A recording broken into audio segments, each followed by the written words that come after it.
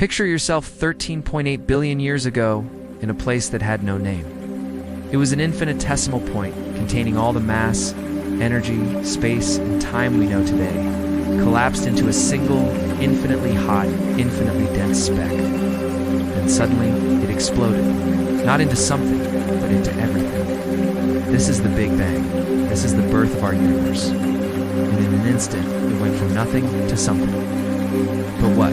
Well, here's a question you can answer if you've been paying attention. What do you see? In about 46,000 years, what most of us will see with our own eyes are three supernovas occurring simultaneously on opposite sides of the galaxy.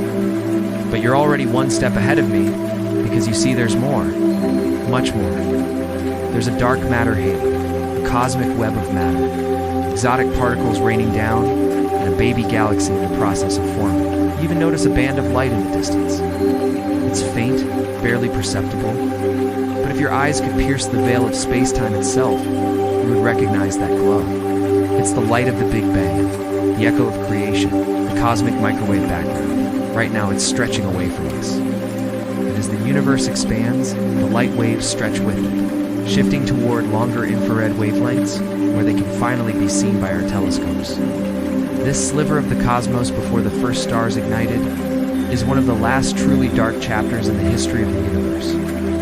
For what came before that was formless and without light, and what came after was forever changed by it. Because in less than a millionth of a second, our universe went from empty and dark to unimaginably hot and bright. This is the story of how light forged the universe and gave birth to everything we see around us. This is the story of the first stars. We tend to think of stars as eternal, unchanging beacons in the night sky.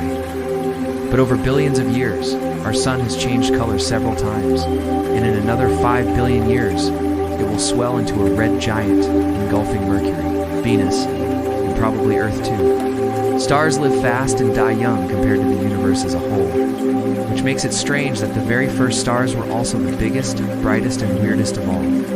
These were the population 3 stars. They were massive balls of hydrogen and helium forged in the fires of the Big Bang. And when they exploded as supernova, they scattered the first heavy elements across the universe. But how do we know this? Because their descendants still exist. These are the population 2 stars. They have slightly higher metallicity, meaning they contain a small amount of heavier elements like carbon, nitrogen, and oxygen. Their spectra show stronger absorption lines of these elements, which allows astronomers to distinguish them from population 3 stars. And while studying them, astronomers also discovered something else, something unexpected, something revolutionary. See, stars normally come in groups. These groups are called open star clusters. But population 2 stars don't form clusters. They're loners. And this tells us something profound. Population 2 stars are ancient relics from the early universe left over from the days of population 3. Their chemical composition gives us clues as to what life was like back then. See, population 3 stars were made almost entirely of hydrogen and helium. There wasn't much else around during the Big Bang. So they were either born without any metals, or picked some up during a close encounter with another star. Since there weren't any planets or other solid bodies, metals in those days just floated around in space as an ultra-thin gas. Models suggest that if a population 3 star got too close, its gravity would strip these metals right out of the gas. So the more metal-rich a population 2 star is, the more massive and luminous it must have been. That's why the brightest stars in the oldest open clusters have the highest metallicity. They're the most massive, and therefore the hottest. And as they stripped the surrounding gas of its metals, they created pockets of enriched space around it, seeding the universe with the building blocks of planets, of moons, of asteroids, and of life itself. But even as stars scattered these metals throughout the cosmos, they also created a new problem. As I mentioned, population 3 stars were born without any metals, but all the other stars in the universe, including population 2 stars, were born with at least a little bit of metal. And this presents a bit of a chicken and egg problem. You can't have one without the other. Which came first? Well, the answer surprised scientists. Stars in the early universe were actually more metal poor than population 3 stars.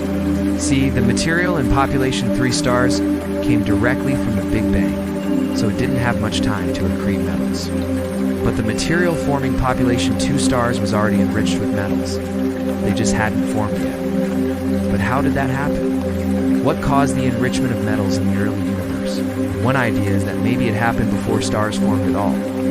Maybe before the first stars turned on, the universe was filled with a tenuous gas of protons, neutrons, and electrons, moving so fast that they couldn't combine to form anything. But once the first stars turned on, their intense ultraviolet radiation ionized the gas, stripping off the electrons and allowing protons and neutrons to combine and form heavier elements. But that doesn't explain why only some of the gas was affected. Well, maybe it was the result of a cosmic catastrophe, a violent event that shook the universe. Some astronomers believe that early in the universe, the veil between our three-dimensional reality and a higher-dimensional world was thin enough to allow exotic particles to rain into our universe. One type of these particles would have been a hypothetical particle called a brano. Branos are theorized to exist in string theory as membrane-like objects that vibrate at different frequencies. Depending on the frequency and mode, they can look like anything: a string, a particle of light, even a black hole. And if branons were leaking into our universe from a higher dimension, they would interact with the particles in our universe, causing them to move and collide.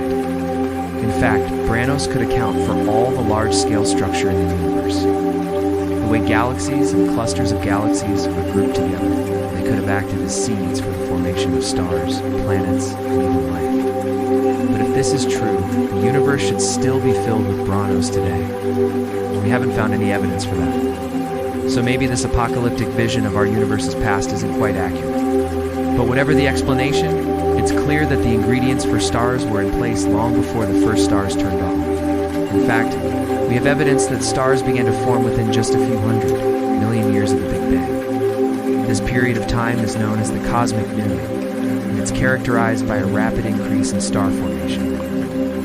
During cosmic noon, the universe was filled with gigantic gas clouds collapsing under their own gravity. The cores of these clouds reached millions of degrees as they compressed, heating up the gas and triggering nuclear fusion. But there was a problem. Stars were forming so quickly that they were disrupting each other's gravitational balance. Today, stars generally orbit in flattened disks around the center of a galaxy. That wasn't the case during the cosmic noon. Back then, most stars were born into a chaotic, crowding universe. Most stars never got the chance to settle into a nice spot. Instead, they wandered the cosmos alone, destined to drift for eons, never meeting another star.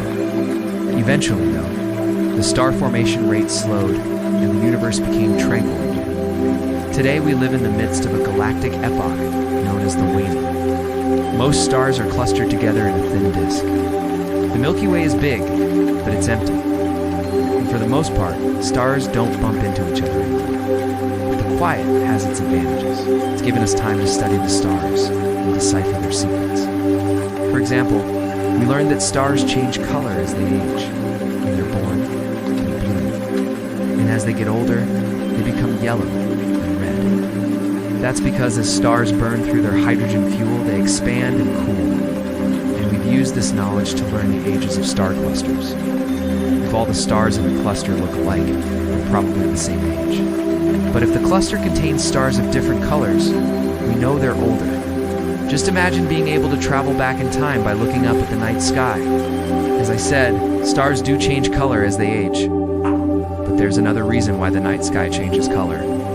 It's because our atmosphere filters out certain wavelengths of light. At twilight, the atmosphere scatters away more of the blue light, and as a result, the sky looks redder. But there's more to the changing colors than meets the eye. Different colors of light carry different information, and astronomers use this fact to learn more about the universe.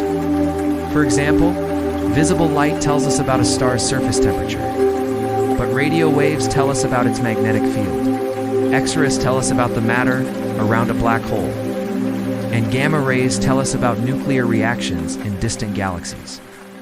By observing these different wavelengths of light, astronomers can learn more about the chemical activity happening in space. And with the help of powerful telescopes like the James Webb Space Telescope, they can peer back through time and detect the light from the first stars and galaxies. So next time you look up at the night sky, remember that every star has a story to tell. Some are ancient relics from the dawn of time. Others are just a few million years old. Some are destined to explode as supernova, scattering new metals across the universe. Together, they paint a picture of our universe's turbulent past, a past that we are only just beginning to understand.